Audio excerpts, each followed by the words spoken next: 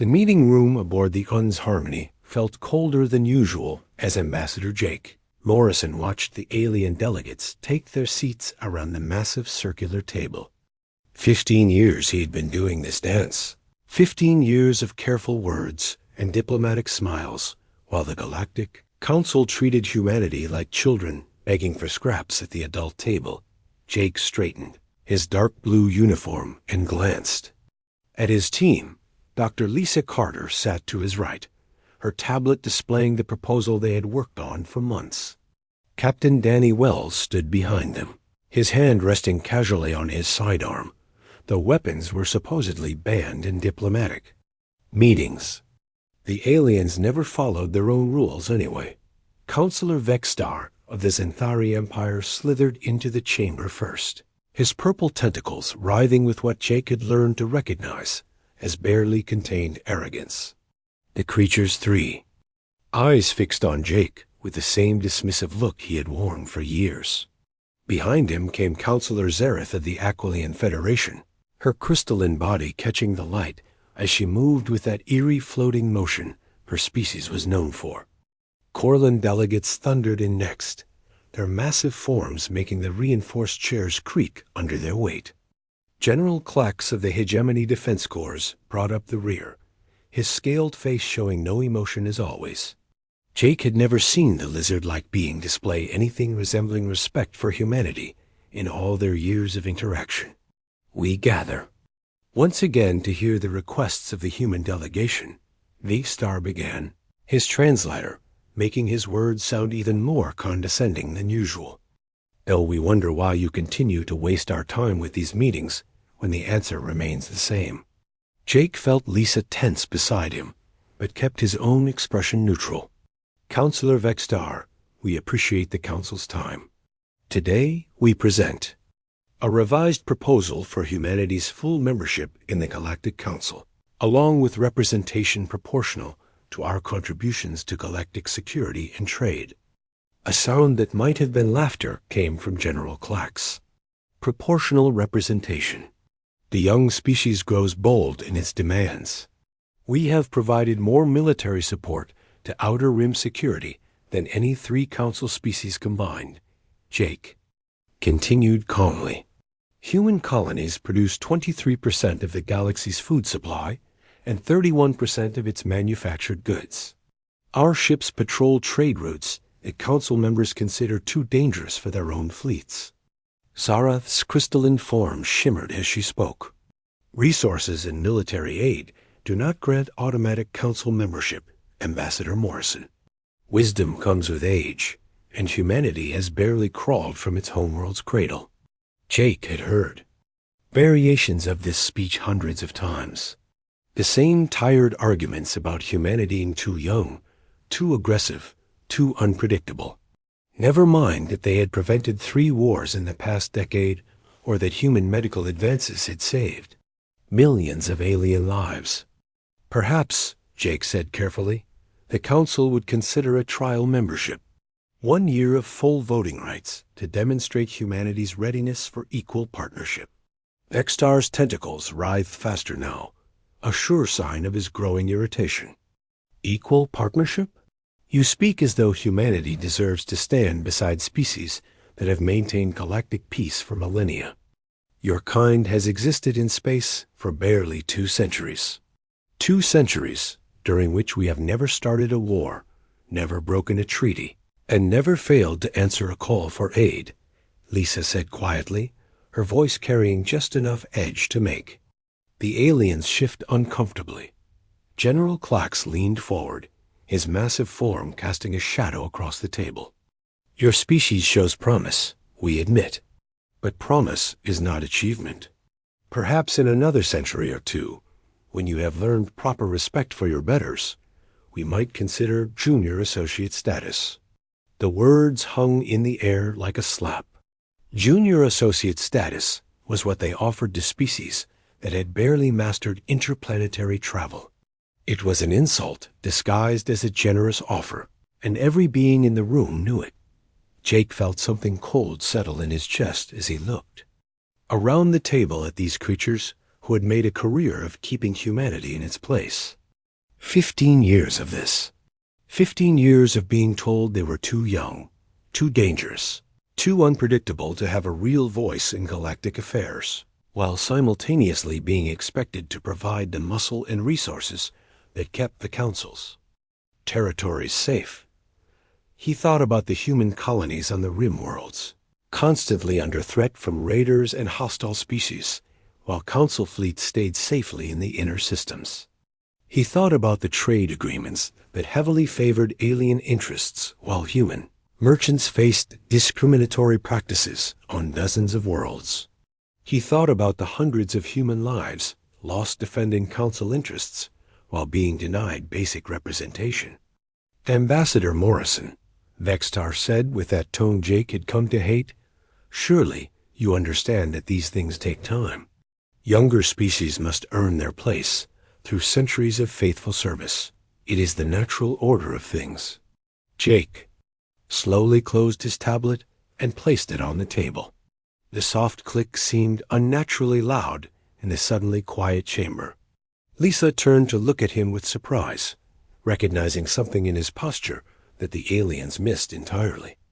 "Counselor Vextar," Jake said, his voice perfectly calm and measured, "the United Earth Federation formally withdraws from all diplomatic relations with the Galactic Council."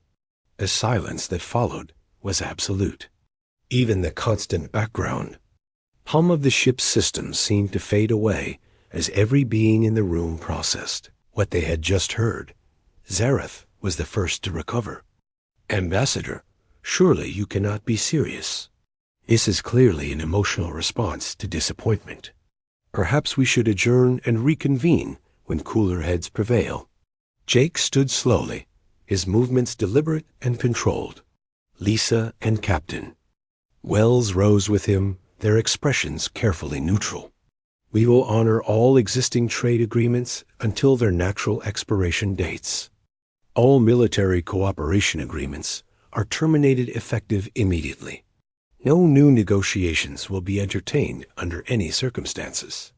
General Clax's scaled features showed the first emotion Jake had ever seen from him, confusion mixed with what might have been concern. "Ambassador Morrison, you cannot simply withdraw from galactic society. Humanity needs the protection and guidance the Council provides. Does it?" Jake asked, and for the first time in 15 years, he allowed his real feelings to show in his voice.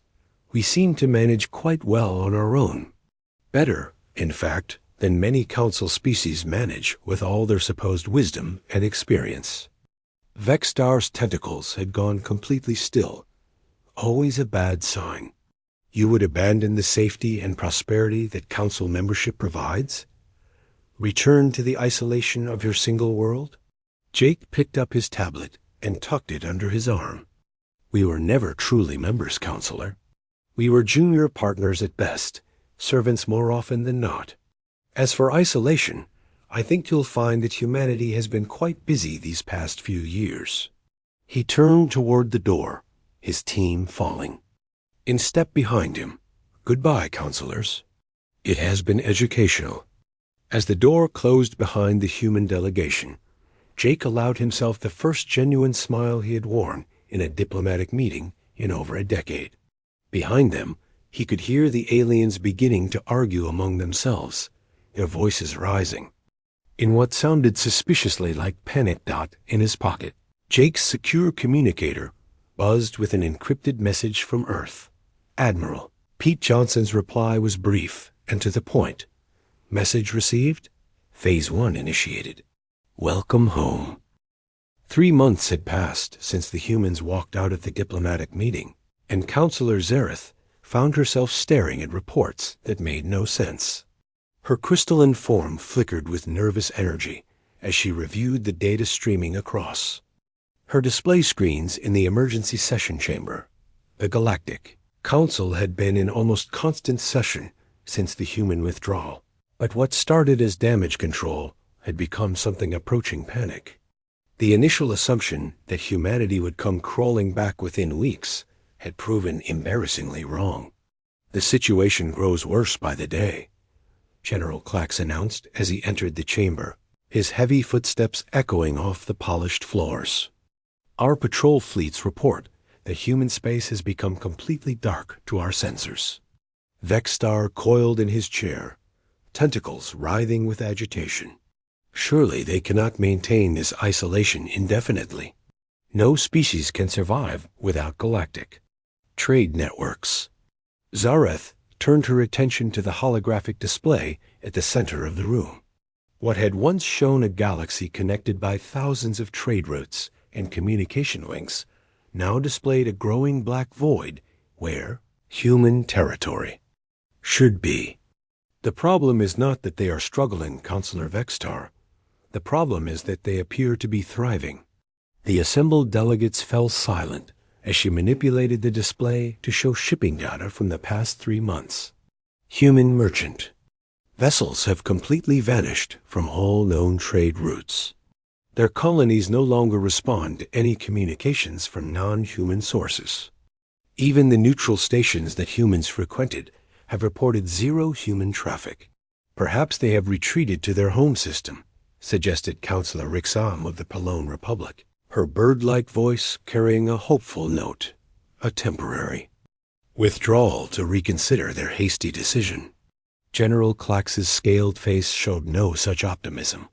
Our intelligence suggests otherwise.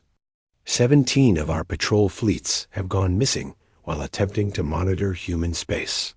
Not destroyed, not captured, simply gone. No debris, no distress signals, nothing. The weight of that statement settled over the chamber like a heavy blanket.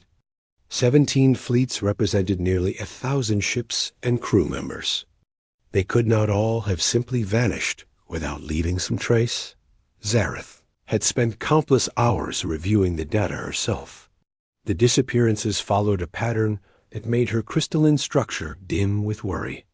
The missing fleets were all conducting routine monitoring operations along the borders of human space, standard procedure for the past decade. And now they are gone, Vexstar said, his translator struggling to convey the growing dread in his voice. How does a species that we have kept in junior status for 15 years make our warships disappear? A question hung in the air, unanswered because none of them had a satisfactory explanation. The humans had always been competent in military matters, certainly, but they operated with council oversight and used largely council-approved technology. The idea that they possessed capabilities unknown to their supposed superiors was disturbing on multiple levels. Dr. Helen Baker appeared on the communication screen from Omega Point, the neutral research station where she had chosen to remain. After the diplomatic break, the human scientist looked tired, but maintained her professional demeanor as she addressed the council. Dr. Baker, Zareth said, we appreciate your willingness to maintain contact despite your government's decision. Can you provide any insight into humanity's current situation? Helen's expression remained carefully neutral. I can tell you that human space is not in chaos, if that is what you are hoping to hear. Communications between human colonies continue. Normally, trade flows within human territory actually appear to have increased. Vexstar leaned forward, his tentacles reaching toward the screen. But surely they must be struggling without access to galactic markets and technology exchanges. No species can simply cut itself off from the greater galaxy. With respect, Counselor, Helen replied, I think that assumption reveals more about the Council's understanding of humanity than about humanity's actual capabilities. We were never as dependent on galactic infrastructure as you believed. General Clax's voice carried a dangerous edge. Dr. Baker, are you suggesting that humanity has been concealing capabilities from the Council? Helen was quiet for a long moment before responding. I am suggesting that humanity learned valuable lessons from 15 years of diplomatic interaction with the Council. We learned that in galactic politics, showing all your cards is rarely wise. The implications of her words sent ripples of unease through the chamber. If humanity had been deliberately concealing their true capabilities, what else might they have hidden? And more importantly, What were they planning to do with those hidden resources? Dr. Baker, Zareth said carefully, have you observed any preparations for military action within human space? I have observed a people who are no longer willing to be treated as children, Helen replied. What you choose to call that is up to you. After the communication ended, the council members sat in uncomfortable silence. The galaxy that had seemed so stable and predictable just months before was revealing itself, to be built on assumptions that might be completely wrong. Counselor. Rick Sam was the first to voice what they were all thinking. If the humans were concealing capabilities, if they were preparing for something, how long have they been planning this withdrawal? Vextar's tentacles had gone completely still, which meant he was either deep in thought or preparing for violence. The question that concerns me more is what they plan to do next. Species do not simply vanish from galactic society. They retreat, they regroup, and then they act. General Klax brought up a tactical display showing the location of human colonies and known military installations. The troubling reality is that human space sits at critical junction points in our trade and communication networks. If they choose to become hostile rather than simply isolating themselves, they could disrupt half the galaxy's commerce. Surely they would not dare, Rixam said, though her voice lacked conviction. The combined might of the council species would overwhelm them, would it? Zareth asked quietly. 3 months ago, I would have agreed with you. Today, I find myself wondering what else we do not know about our former junior partners. The meeting continued for hours, but no solutions emerged. The council that had ruled the galaxy for millennia found itself facing a problem they had never encountered before, a species that had chosen to reject their authority and had the apparent capability to make that rejection stick dot as the delegates finally dispersed to their quarters. Each carried the same uncomfortable thought. For 15 years, they had believed they were teaching humanity its place in the galactic order. Instead, it seemed they had been teaching humanity something entirely different: how to recognize weakness, how to identify opportunities, and how to prepare for the moment when patience would no longer be necessary. In the depths of space, human ships moved through hyperspace lanes that did not appear on any council charts, carrying messages and materials to colonies that had never been officially reported. The galaxy's new reality was still taking shape, but one thing was becoming clear. Humanity's education in galactic politics was complete, and they had proven to be excellent students. Captain Sam Rodriguez had been running cargo through the Outer Rim for 20 years, but he had never seen anything like what was happening to the galaxy. His ship, the Lucky Strike, carried medical supplies between the neutral worlds and the Chiz-Ho-Ji. Changes were impossible to ignore.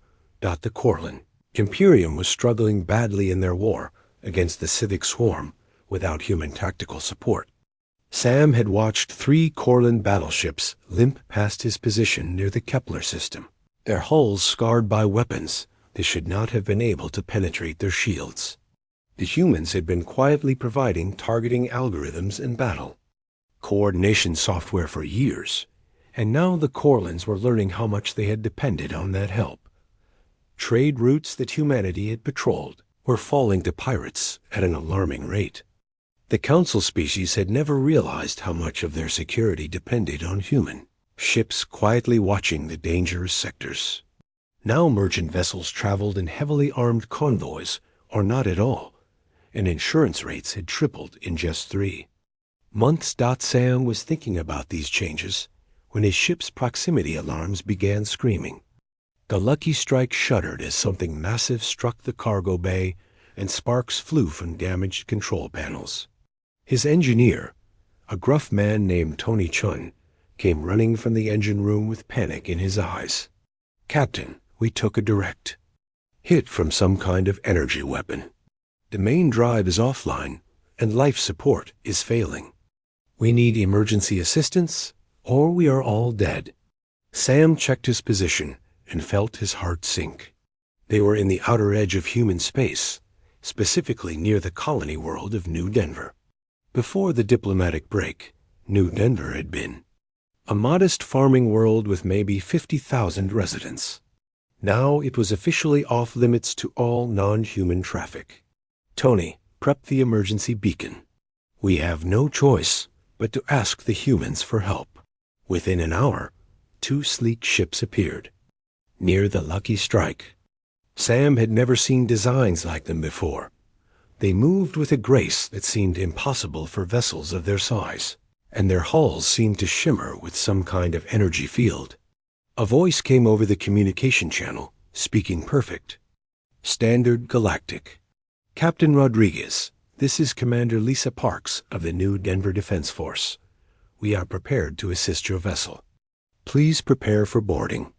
The humans who came aboard were polite but professional in a way that made Sam nervous. They wore uniforms he did not recognize and carried equipment that looked far more advanced than anything he had seen from human manufacturers. Commander Parks was a woman in her 30s with sharp eyes that seemed to take in every detail of his ship. Captain, your vessel will need extensive repairs that cannot be completed in space. We will tow you to New Denver for emergency assistance, but I must inform you that all communications with parties outside human space will be restricted during your stay. Sam wanted to protest, but his ship was dying around him, and the humans were his only hope. How long will the repairs take? Approximately 1 week, Parks replied. You and your crew will be provided with comfortable accommodations during that time. As the Lucky Strike was towed toward New Denver, Sam stared out, a viewport in amazement. The modest farming world he remembered had been transformed into something that looked like a fortress.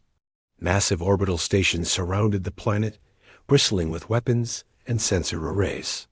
The surface showed the lights of what appeared to be major cities where only small towns had existed before. Commander Parks, Sam said carefully, New Denver looks very different from my last visit. Parks smiled, but it was not entirely friendly. Humanity has been busy, Captain Rodriguez. We have learned that relying on others for protection is not wise policy. During his week on New Denver, Sam was treated well, but watched constantly. His human escorts were polite, but made it clear that certain areas were off limits, and certain questions would not be answered. What he could see was enough to disturb his sleep. The humans were not just surviving their isolation, they were thriving in ways that seemed impossible. New technologies appeared to be emerging constantly. Their military personnel trained with an intensity that bordered on obsession. Construction projects that should have taken years were completed in months. Most unsettling of all were the conversations he overheard. Humans spoke of the time that is coming with a mixture of excitement and grim determination. They talked about Phase 2 and the reckoning as if they were discussing the weather. On his final day, Sam was allowed to tour one of the manufacturing facilities. What he saw there made him question everything he thought he knew about human capabilities. Assembly lines produced equipment that looked decades ahead of anything the council species used. Workers operated machinery that seemed to respond to thought rather than physical controls. How is this possible? Sam asked his guide, a friendly engineer named Kevin Muir. 3 months ago, humanity was struggling to gain equal representation in the council. Now you have technology that makes council equipment look primitive. Kevin's expression grew serious. Captain, did you ever consider that maybe humanity was not struggling as much as we let people believe? Sometimes it is better to be underestimated than to reveal your true capabilities too early. When the Lucky Strike was finally repaired and ready to depart, Commander Parks delivered a message that Sam suspected he was meant to carry to the wider galaxy. Captain Rodriguez, please inform anyone who asks that you were treated well during your stay in human space. Also inform them that humanity bears no ill will toward the peaceful traders and merchants who make their living in the dangerous sectors. As his ship cleared the New Denver system, Sam realized he had been given a glimpse of something that the rest of the galaxy did not yet understand. Humanity had not retreated in defeat. They had been preparing for something much larger.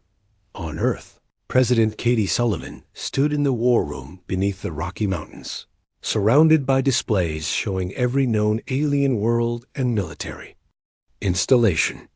Admiral Pete Johnson pointed to a series of markers indicating human positions throughout the galaxy. Madam President, our deep cover assets report that the Council species are beginning to panic. Their military capabilities are stretched thin without our support. Their trade routes are vulnerable, and they have no idea what we are actually planning. Katie nodded as she studied the tactical displays. How long until we are ready for phase 2? 6 more months, Johnson replied. Our shipyards are producing vessels at 3 times the rate the Council believes possible. Our technology advantages are greater than their worst fears. When we move, it will be decisive. And the relocated populations from the contested worlds? All safely resettled in prepared facilities outside the combat zones. When we reclaim what was always ours, there will be no civilian casualties. Katie looked at the star charts showing dozens of worlds marked with human flags, worlds that had never been officially recognized as human territory, but had been quietly prepared for decades. Admiral, make sure our people understand that this is not about conquest. This is about ensuring that no one can ever again dictate terms to humanity. As Sam Rodriguez piloted his ship toward neutral space, he carried with him the knowledge that the galaxy was about to change in ways that no one was prepared for. Behind him, human space pulsed with activity as a species that had been underestimated for too long, prepared to show the galaxy what they were truly capable of achieving. The mining world of Kepler 442b had been operating normally when the shift workers arrived for their morning duties. The Xanthari supervisors were reviewing production reports, while Corlin, heavy machinery operators, prepared for another day of extracting rare metals from the planet's crust.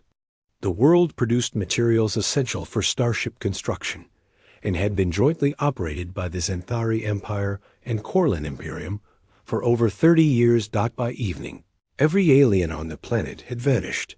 Supervisor Kexival of the Xanthari Mining Consortium was the first to notice something was wrong when his communication attempts to the orbital stations went unanswered.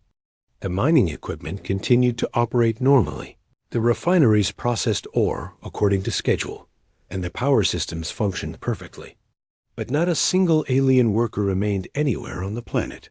The discovery came when Captain Diana Ross of the Corlin Deep Space Patrol arrived for a routine inspection. Her ship found the orbital facilities intact, but completely empty. Landing parties reported that the surface installations showed no signs of struggle or violence. Personal belongings remained in quarters. Meals sat half-finished in dining areas. And workstations displayed data as if their operators had simply stepped away for a moment. The only evidence of what had happened was a message, broadcasting on all communication frequencies in perfect galactic standard. The voice belonged to a human, though no humans were supposed to be anywhere near Kepler 442b. A property of humanity has been reclaimed. No harm has come to your people. They have been relocated to safe areas outside human space. Any attempt to retake what is ours will be met with appropriate response. This message is authorized by Admiral Pete Johnson, United Earth Defense Command. Captain Ross immediately transmitted an emergency report to both the Xanthari Empire and Corlin Imperium. Within hours, the news had reached the Galactic Council chambers, where it triggered the most intense emergency session in recent memory. Counselor Vextar, tentacles writhed with barely controlled rage as he addressed the assembly. This is an act of war. The humans have seized sovereign territory and kidnapped thousands of our citizens. General Klax disagreed, his scaled features showing confusion rather than anger.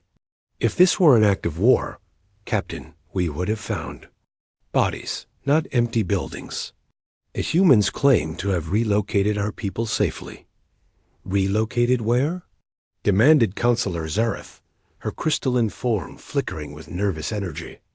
And how did they accomplish this without anyone detecting their presence? The questions multiplied faster than answers could be found. Intelligence reports confirmed that every alien worker and supervisor from Kepler 442b had indeed vanished without a trace. More disturbing was the discovery that the planet's historical records contained references to human exploration teams surveying the world decades before the Xanthari and Corlins established their mining operations. Dr. Helen Baker appeared once again on the communication screen from Omega Point, her expression more serious than the council members had ever seen it. Counselors, I have been authorized to deliver a message from former Ambassador Jake Morrison.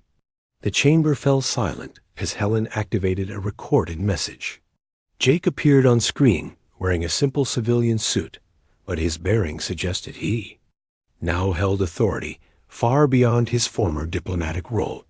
Members of the Galactic Council, Jake began, his voice carrying the same measured tone that had once marked his diplomatic presentations. For 15 years, you taught us that might makes right, that the strong dictate terms to the weak, and that possession is determined by power rather than law or justice. We were excellent students. He paused, allowing his words to sink in before continuing. Kepler 442b was surveyed and claimed by human exploration teams in 2387, 23 years before your species established mining operations there. We chose not to contest your occupation at the time because we believed in diplomatic solutions and hoped that cooperation would lead to mutual respect. Vextar's tentacles had gone completely still, which everyone in the chamber recognized as a sign of extreme danger. We have been forced to conclude that respect must be earned through demonstration rather than requested through negotiation. The workers from Kepler 442b are safe and well treated in facilities specifically prepared for their comfort. They will be returned to their home systems unharmed once appropriate arrangements have been made. Jake's image leaned forward slightly, and for the first time, his diplomatic mask slipped enough to reveal the steel beneath. What happened at Kepler 442b is not an isolated incident. It is the beginning of a systematic reclamation of territory that rightfully belongs to humanity. We have been patient for decades, but our patience has reached its end. The message concluded with coordinates for a neutral meeting point where the displaced workers could be retrieved, along with a deadline of 7 standard days for the Council to respond. After that, Jake warned, humanity would proceed with Phase 2 of their plans. In the hours following the message, reports began flooding in from across the galaxy. 3 more worlds had gone silent overnight, all of them locations where humans had historically operated, but had been gradually pushed out by alien interests. In each case, alien personnel had been safely relocated, while human forces quietly took control of the installations. Captain Sam Rodriguez found himself summoned to an emergency council session to provide intelligence about his recent experience in human space. As he described the transformed world of New Denver and the advanced technology he had witnessed, the council members exchanged increasingly worried glances. Captain Rodriguez, General Clax asked, in your professional opinion, how long do you believe humanity has been preparing for these actions? Sam considered the question carefully before responding. Based on what I observed, General, I would estimate they have been planning this for at least a decade, possibly longer.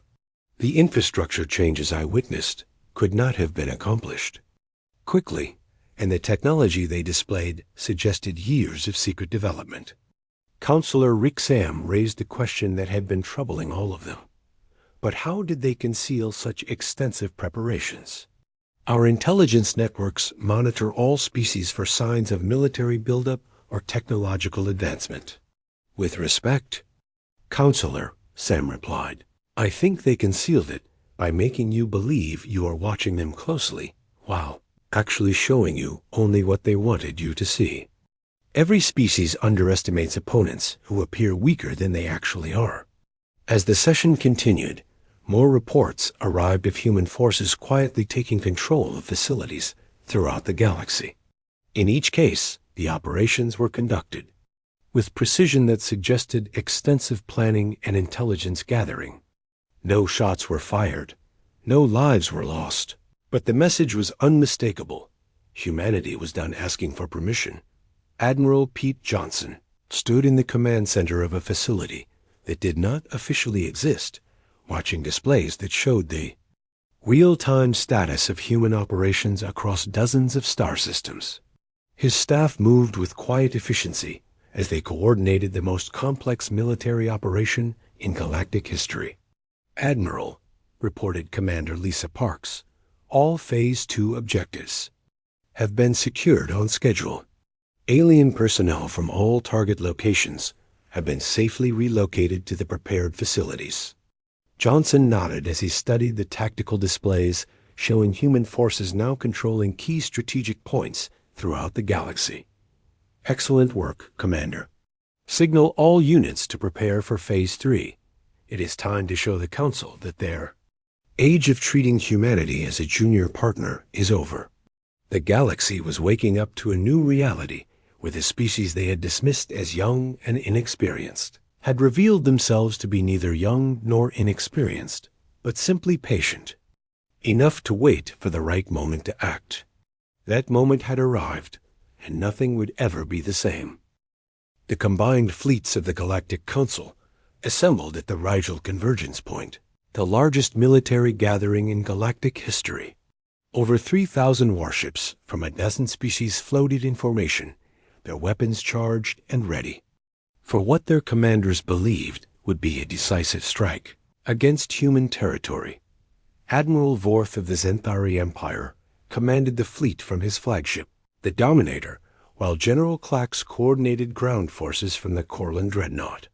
Thunderstrike. The plan was simple. Overwhelming force applied against human positions would restore Council authority and end this embarrassing challenge to galactic order. "All ships report ready for hyperspace jump to the Sol system," reported Captain Yex La from the communications station. "Intelligence indicates minimal human defenses around their home world." Admiral Vorth felt confident as he surveyed the massive fleet under his command. No single species had ever assembled such firepower, and certainly not the humans with their modest fleet of exploration and patrol vessels. "Signal all ships to prepare for jump. Today, we remind the galaxy who maintains order among the stars." The moment the fleet dropped out of hyperspace near Earth, Admiral Vorth knew something was terribly wrong. His tactical display showed readings that made no sense. His ships were surrounded by what appeared to be thousands of objects that had not been there seconds before. Human voice came over the communication channel, calm and professional despite the massive fleet that had just appeared in their home system. "Council Fleet, this is Admiral Pete Johnson of the United Earth Defense Command.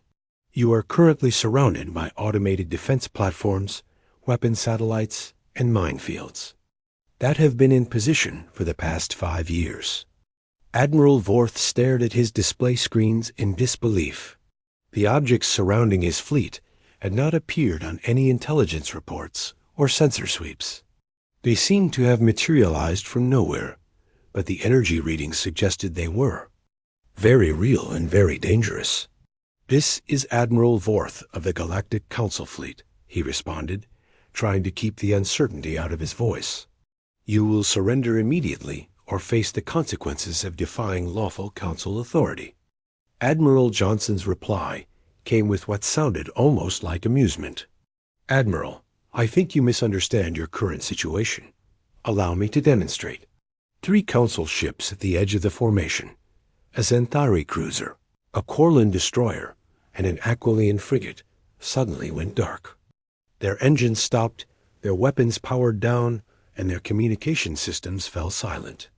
The crews were unharmed, but their ships had been completely disabled by technology the Council had never encountered. Your vessels remain intact, and your crews are safe, Johnson continued. This is not a threat, Admiral Vorth. This is an explanation of your current tactical situation. The silence that followed was broken only by the increasingly frantic reports from ship commanders throughout the Council fleet. Every vessel was reporting that unknown devices had attached themselves to their hulls during the hyperspace transition. The devices appeared to be some kind of control system that could override ship functions at will. General Klax's voice came over the command channel, his usual confidence replaced by something approaching panic. Admiral Vorth, my tactical officers, report that we are effectively helpless. These humans have been planning this moment for years. A new ship appeared on the displays, approaching from the direction of Earth. It was unlike anything in the Council databases. Sleek, fast, and radiating energy signatures that suggested technology far beyond what the Council possessed. As it drew closer, Admiral Vorth could see that its design incorporated elements from every major galactic civilization, but combined in ways that created something entirely new. Admiral Vorth, came Johnson's voice, I am transmitting coordinates for a neutral station where we can discuss the new realities of galactic politics. Your fleet will be escorted there safely, and no harm will come to your crews. However, any attempt to resume hostile actions will result in the immediate disabling of your entire fleet. The station that appeared in the tactical display was massive, easily the size of a small moon. It had not been there when the Council fleet arrived, but now dominated the space near Earth's outer planets. The design was clearly human, but incorporated architectural elements from dozens of species in a way that was both beautiful and intimidating. Dr. Lisa Carter, now wearing the uniform of humanity's diplomatic corps, met the Council delegation in a conference room that overlooked Earth through massive transparent aluminum windows. The planet below showed the lights of cities that had grown far beyond what Council intelligence had reported, clear evidence of how thoroughly they had underestimated human capabilities.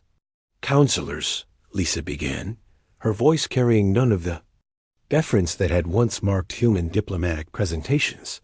Humanity did not seek this confrontation. We simply refused to continue accepting a subordinate role in a galaxy where our contributions exceeded those of any other species. Counselor Vexstar, his tentacles writhing with barely controlled rage, tried to reassert Council authority. You cannot simply declare independence from galactic civilization. The Council maintains order throughout known space, does it? Lisa asked, activating a holographic display that showed the galaxy as it truly existed. Your species control the inner systems where life is comfortable and trade is profitable. Humanity has been maintaining order in the dangerous outer rim territories where your fleets refuse to patrol. The display showed shipping lanes, military positions, and resource flows in detail that made the Council delegates shift uncomfortably. It was clear that humanity had been quietly mapping and monitoring galactic activities for decades while appearing to be junior partners. General Klax leaned forward, his scaled features showing defeat rather than defiance. What do you want from you? Jake Morrison entered the chamber, no longer wearing diplomatic attire, but dressed in the simple blue uniform of humanity's new government. His bearing suggested authority that went far beyond his former role as an ambassador begging for recognition.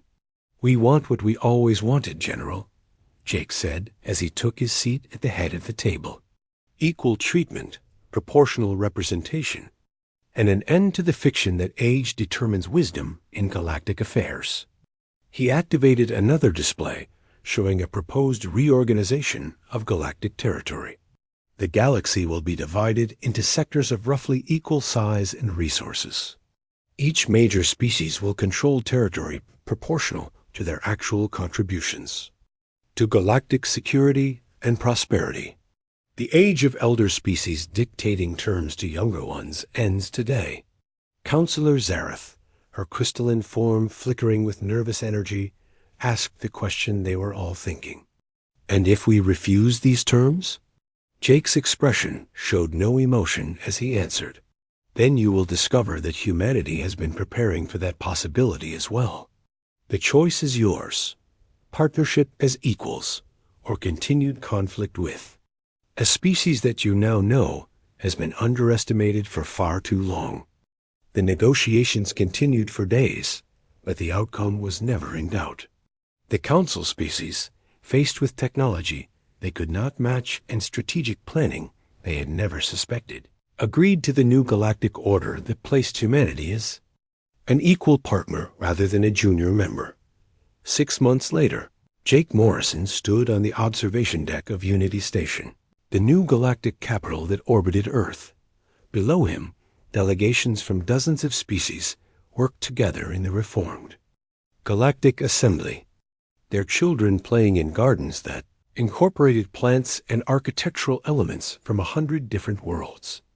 The age of human deference was over, but more importantly, the age of any species claiming superiority over others had ended. As well, humanity had not sought to rule the galaxy. They had simply refused to allow anyone else to rule over them. In doing so, they had created something the galaxy had never seen before, a truly equal partnership among the stars. As Jake watched ships from every corner of known space docking at Unity Station, he reflected on the long journey that had brought them to this moment. 15 years of patient endurance, decades of secret preparation, and the wisdom to know when patience must give way to action. The galaxy was finally at peace, not because one species dominated all others, but because none could claim dominance over any. The human flag flew alongside dozens of others above the assembly chambers, no longer asking for recognition, but having earned its place through strength, wisdom, and the determination to never again accept less than equality among the stars.